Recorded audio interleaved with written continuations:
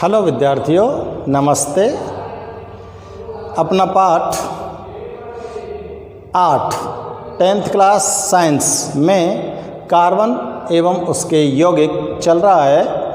और बच्चों, इस पाठ में आज का हमारा टॉपिक है कार्बन के अपर रूप। तो बच्चों, आपने नामकरण की विभिन्न प्रकार की पद्धतियाँ पढ़ ली हैं और मैं एक बार फिर से आपको ध्यान दिला देता हूँ कि IUPAC पद्धति में से प्रतिवर्ष बोर्ड एग्जाम में क्वेश्चन आता है। इसलिए IUPAC पद्धति की जो तीनों श्रेणियाँ आपको पढ़ाई गई हैं, एल्केन, एल्कीन और एल्काइन, तीनों श्रेणियों के नामकरण को आप लोग ढंग से ध्यान में करोगे।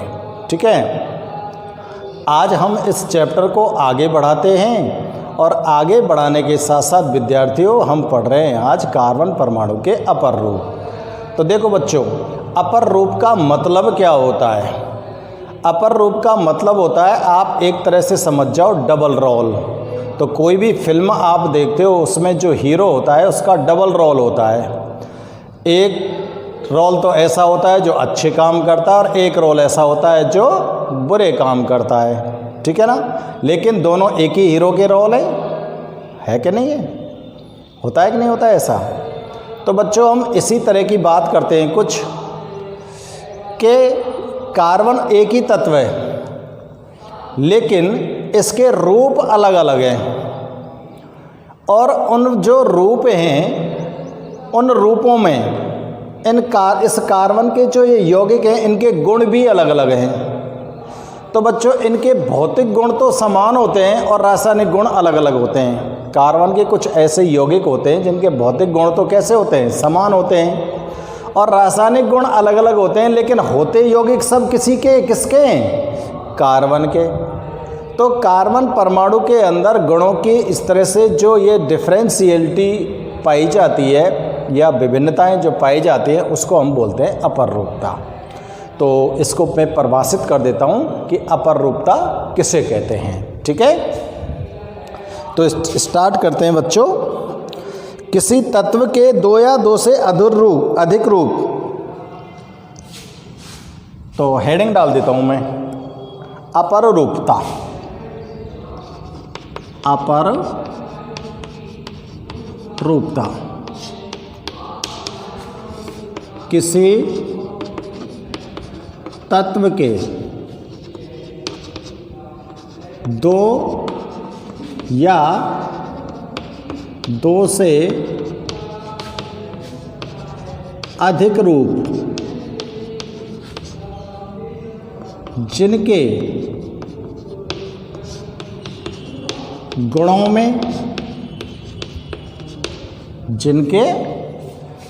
में या जो गुणधर्मों में, चलो यूँ लिखो, जो गुणधर्मों में, जो गुण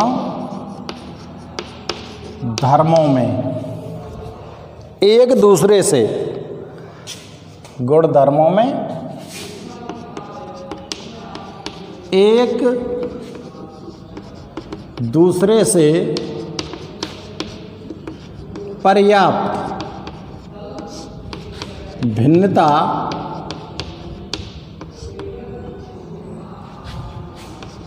रखते हों, उनको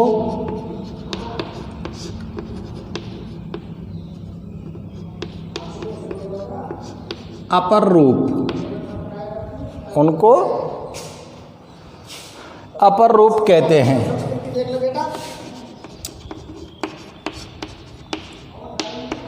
तथा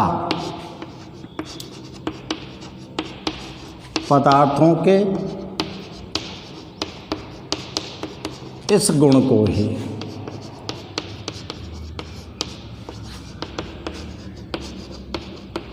अपर रूपता कहा जाता है।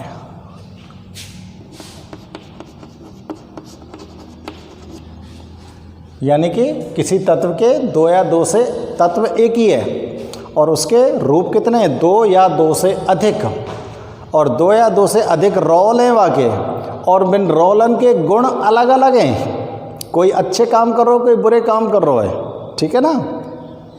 तो किसी तत्व के 2 या 2 से अधिक रूप जिनके गुण धर्मों में पर्याप्त रूप से भिन्नता होती है उनको अपर रूप कहते हैं। और पदार्थों का ये जो गुण होता है इसको हम क्या बोलते हैं बच्चों, अपर रूपता। अब हम बात करें कौन की, कार्बन की। तो देखो बेटा, कार्बन जो परमाणु होता है उस कार्बन परमाणु के विभिन्न यौगिक इस प्रकृति के अंदर मौजूद हैं। कार्बन तत्व के विविध रूप प्रेजेंट हैं। कौन कौन से रूप प्रेजेंट हैं? देखो, कार्बन हीरे के रूप में पाया जाता है, ग्रेफाइट के रूप में पाया जाता है, फुलरिन के रूप में पाया जाता है, कोयला के रूप में पाया जाता है, चारकोल के रूप में है, लकड़ी के रूप में है, लकड़ी कोयला, पत्थर का कोयला, ठीक है ना। तो ये सब किसके रूप हैं? कार्बन के तो रूप हैं। तो कार्बन इतने सारे रूपों में पाया जाता है, तो ये सब क्या है, कार्बन के अपर रूप हैं। अब कार्बन के जो सारे अपर रूप है इनको हम 2 भागों में विभाजित करते हैं। भाई बात किसकी करनी है अपने को, कार्बन की करनी है ना। तो कार्बन के अपर रूपों की बात करेंगे हम। तो कार्बन के अपर रूपों को 2 भागों में बांटा जा सकता है, क्रिस्टलीय अपर रूप और अक्रिस्टलीय अपर रूप। क्रिस्टलीय अपर रूप और अक्रिस्टलीय अपर रूप के उदाहरण मैं यहाँ नोट कर देता हूँ और इसको विभाजित कर लेते हैं। तो देखो बेटा, कार्बन के अपर रूप, हेडिंग डाल दूँ, कार्बन के अपर रूप, ठीक है। तो चलो एक टेबल बना के लिख देता हूँ मैं। कार्बन के 2 अपर रूप,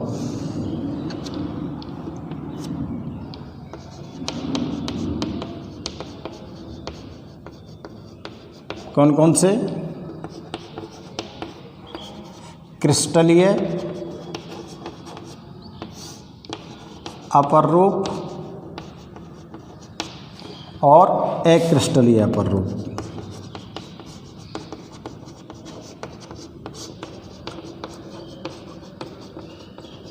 ठीक है। क्रिस्टलीय अपर रूपों को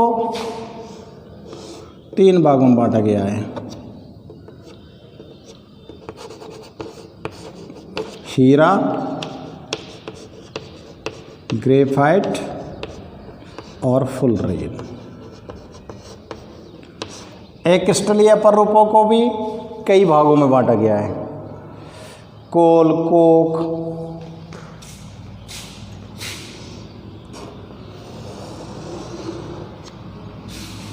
तो देखो, कोल, कोक, जंतु चारकोल,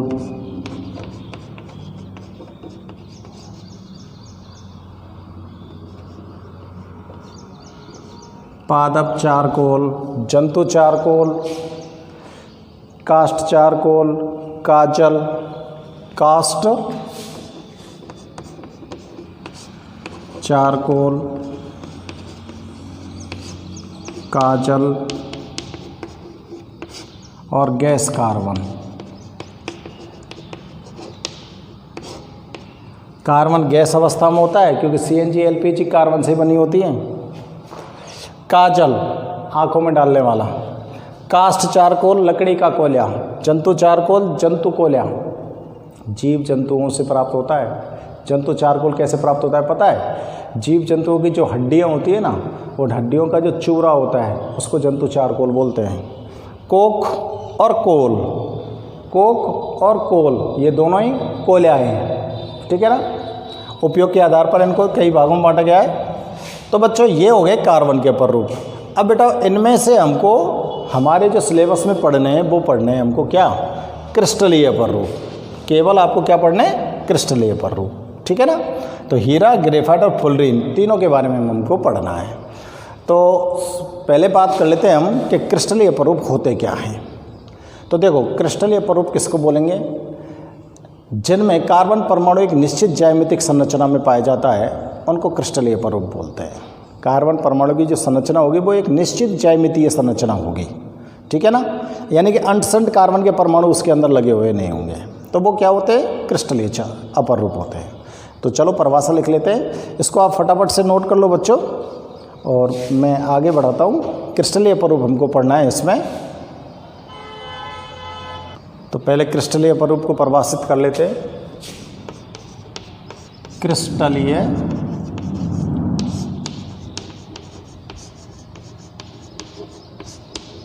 अपर रूप, ठीक है ना। तो देखो, वह अपर रूप जिसमें कार्बन परमाणु, वह अपर रूप जिसमें कार्बन परमाणु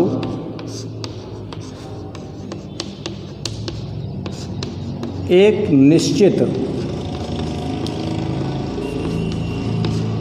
निश्चित व्यवस्था में व्यवस्थित रहते हुए,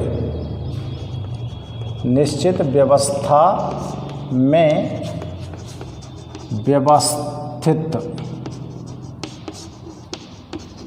रहते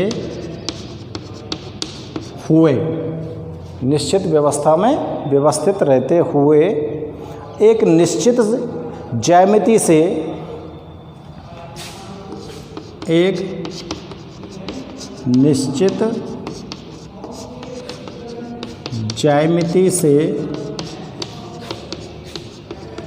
एक निश्चित बंद कोण, एक निश्चित ज्यामिति से निश्चित बंद कोण, निश्चित बंद कोण का निर्माण करते हैं।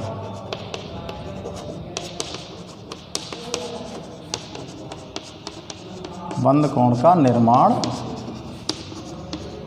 करते हैं, उनको क्रिस्टलीय अपर रूप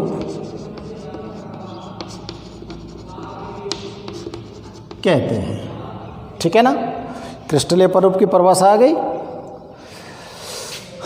यानी कि देखो, कार्बन परमाणु एक निश्चित व्यवस्था में व्यवस्थित रहते हुए एक निश्चित ज्यामिति, एक निश्चित बंद कोण का ज्यामिति व एक निश्चित बंद कोण का निर्माण करते हैं, उनको क्रिस्टलीय अपर रूप कहते हैं।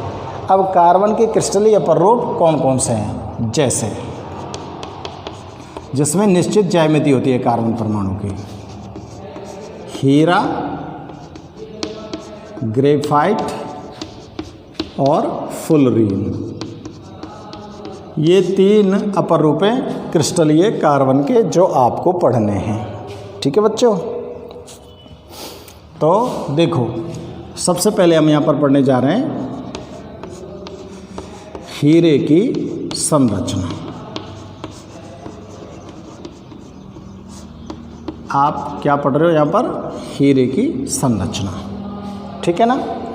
तो हीरा कार्बन का अति शुद्ध रूप होता है बच्चों, और इसमें कार्बन परमाणु एक दृढ़ त्रिआयामी संरचना बनाता है, यानी कि बहुत ही कठोर होता है ये। प्रकृति का सबसे कठोरतम पदार्थ हीरे को माना गया है, और कार्बन का सबसे शुद्ध रूप भी हीरे को माना गया है। और इसकी जो संरचना होती है समचतुष्कफलीय त्रिविमीय होती है। समचतुष्कफलीय त्रिविमीय संरचना इसमें पाई जाती है, जिसमें कार्बन परमाणु एक दूसरे के साथ सहसंयोजक बंध से जुड़े होते हैं और दृढ़ त्रिआयामी संरचना का निर्माण करते हैं। इसलिए हीरा प्रकृति का सर्वोत्तम कठोरतम पदार्थ होता है, ठीक है ना। तो हीरे की संरचना के बारे में जानते हैं बच्चों। अब हम कैसी होती है हीरे की संरचना, तो इसको लिख देते हैं।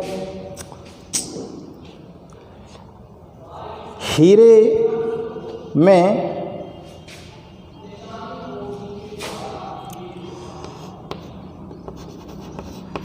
हीरे की संरचना में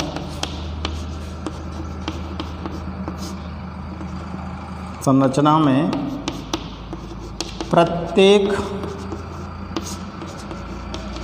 कार्बन परमाणु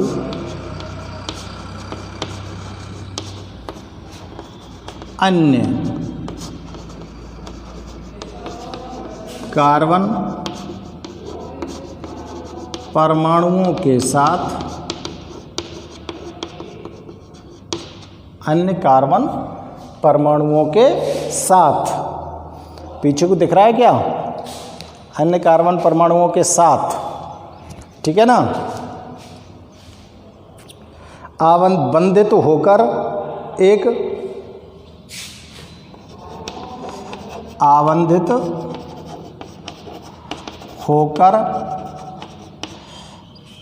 होकर क्या बनाता है, एक दृढ़ त्रिआयामी, एक दृढ़ त्रिआयामी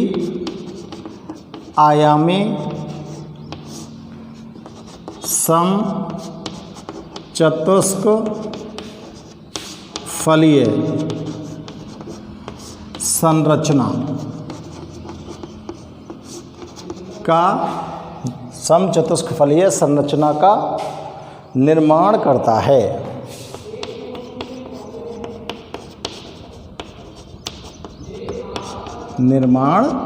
है। दूसरा पॉइंट लिख रहा हूं, हीरा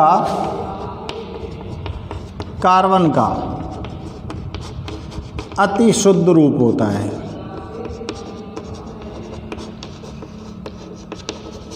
जो हीरा है वो कार्बन का अति शुद्ध रूप है। और तीसरा पॉइंट नोट करते हैं बेटा, हीरा विद्युत का कुचालक होता है।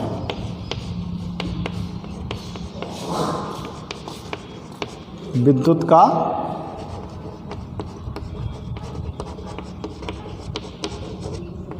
कुचालक होता है, क्योंकि इसकी त्रिविमीय संरचना में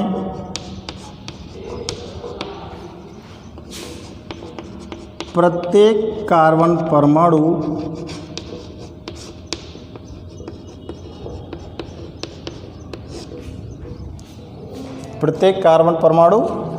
चार अन्य कार्बन परमाणुओं से जुड़ा होता है। अतः एक भी इलेक्ट्रॉन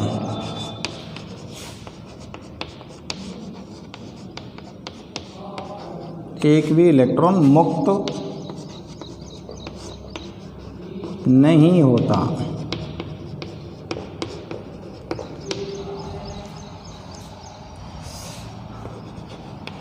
इसलिए हीरा विद्युत का कुचालक होता है। इसलिए हीरा विद्युत का कुचालक होता है। कई बार पूछ लिया जाता है बेटा, ये बीच में तो फैक्ट उठा लिया जाता है कि क्या कारण है हीरा विद्युत का कुचालक होता है, तो इसलिए मैंने इसको थोड़ा सा डिटेल में लिख दिया है, ठीक है ना, इस पॉइंट को। और देखो बेटा, हीरा अत्यधिक कठोर क्यों होता है? हीरा जो होता है वो अत्यधिक कठोर होता है कि नहीं होता है? उसका भी कारण मैं नोट कर देता हूँ। हीरे की संरचना में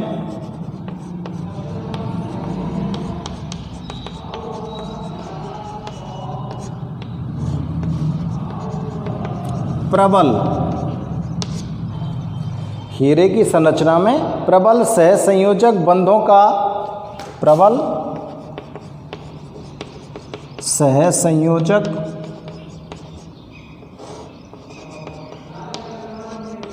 बंधों का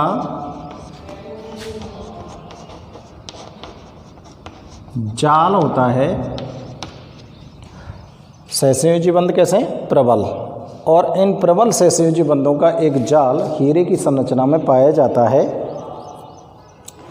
इसलिए हीरा अत्यधिक कठोर है। इसलिए हीरा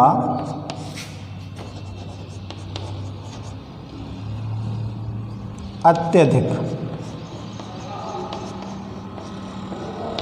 कठोर है।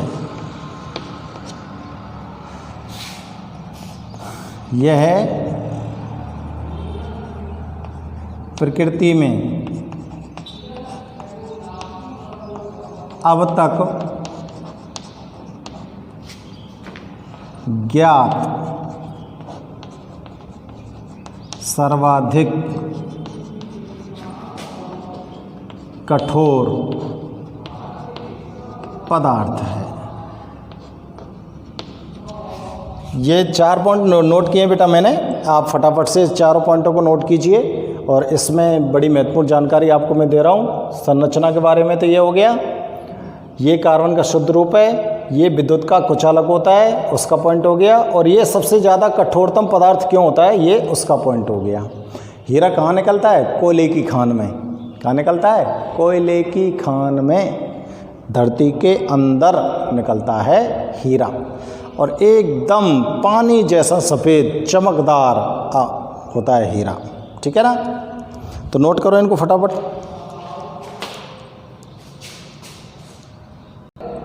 अगला पॉइंट नोट करते हैं। देखो हीरा जो होता है वो पारदर्शी होता है। और ये पारदर्शी क्यों हो जाता है? तो पॉइंट नंबर 5, कोयला की चट्टानों, कोयला के अंदर ही तो, कोयला के साथ ही तो पाया जाता है हीरा। कोयला की परतों पर चट्टानों का, कोयला की परतों पर, कोयला की जो परतें होती हैं ना, परतों पर चट्टानों का दबाव पड़ने के कारण हीरा पारदर्शी हो जाता है।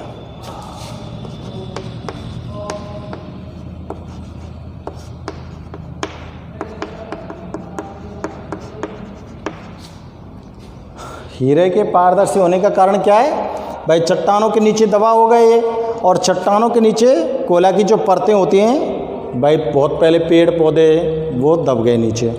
और ये कोयला से ही बनता है हीरा। हीरा कोयला से ही बनता है। हीरा बनाने के लिए कोई स्पेशल चीज़ नहीं आती है। ठीक है ना? तो जिस कोयला, जैसे कोयला ये इतना मोटा 1 किलो या 1.5 किलो का कोई कोयला का पत्थर है, उस पत्थर के ऊपर चट्टानों का दबाव पड़ने लग गया तो उसके अंदर से जितनी भी अशुद्धियाँ होती हैं वो कम्प्लीटली बाहर निकल जाती हैं और स्पेशल कार्बन बच जाता है। उन चट्टानों के दबाव के कारण जो हीरा होता है उसके अंदर सारी चीज़ें निकल जाती हैं और वो पारदर्शी बन जाता है। ठीक है ना? हीरा कैसा बन जाता है? पारदर्शी। अब देखो साहब, आगे बात करते हैं। हीरे का जो गलनांक होता है वो बहुत ज़्यादा होता है और इसमें कार्बन परमाणुओं के मध्य की जो बंध दूरी है वो भी कुछ होती है। हीरे का गलनांक 3843 केल्विन होता है।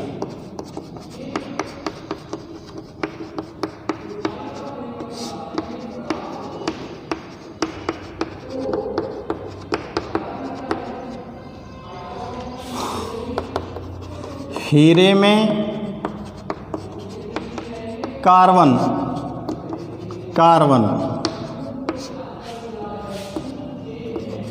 परमाणु के मध्य दूरी 1.54 एंगस्ट्रम होती है। A0 को बोलते हैं एंगस्ट्रम, दूरी नापने का। बहुत छोटी छोटी सी दूरियां होती है ना, उनको नापने का काम आता ही है। अब देखो, आप हीरे को बना कैसे सकते हो?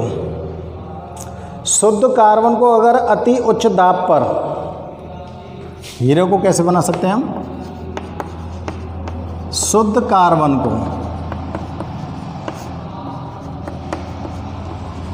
अत्यधिक उच्च दाब पर, कार्बन ले लें शुद्ध और बहुत अधिक दाब लगा हम पे, दाब एवं ताप पर उपचारित कर रहे हैं, दाब एवं ताप पर उपचारित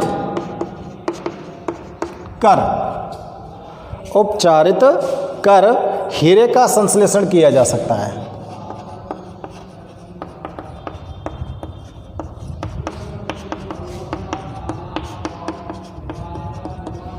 किया जा सकता है, ठीक है ना। यानी कि संश्लेषित हीरा बनाने की विधि है ये। आप संश्लेषित हीरा कैसे प्राप्त कर सकते हो? जब शुद्ध कार्बन को अत्यधिक उच्च दाब एवं ताप पर उपचारित किया जाता है तो हम हीरे का संश्लेषण कर सकते हैं। अब बच्चों हम हीरे की संरचना का चित्र बनाते हैं, ठीक है, बना दें। तो देखो मैं छोटा ही बनाऊंगा बच्चों, जगह के हिसाब से आप लोग बिल्कुल मेरे हाथ पर ध्यान रखना कि मैं किस तरह से ड्रॉ कर रहा हूँ, ठीक है।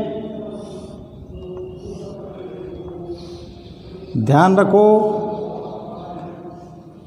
लाइन कैसे खींचता हूँ मैं।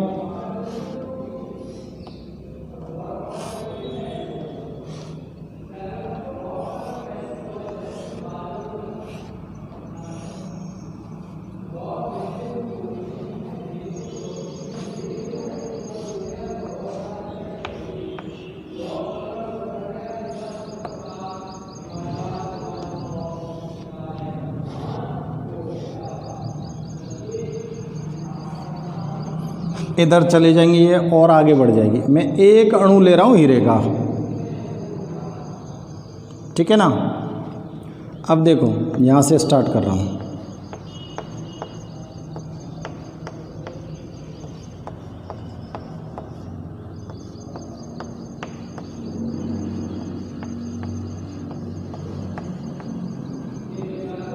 फिर इधर से स्टार्ट कर रहा हूँ,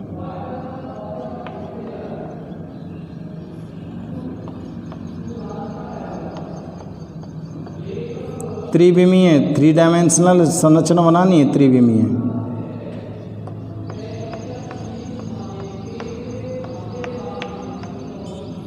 ये फिर यहाँ से स्टार्ट हो जाएगी, ये यहाँ से हो जाएगी, ये यहाँ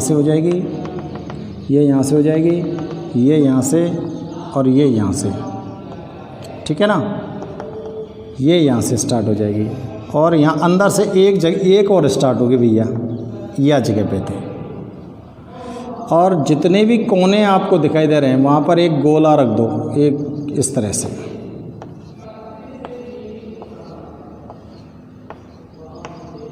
सभी कोनों पर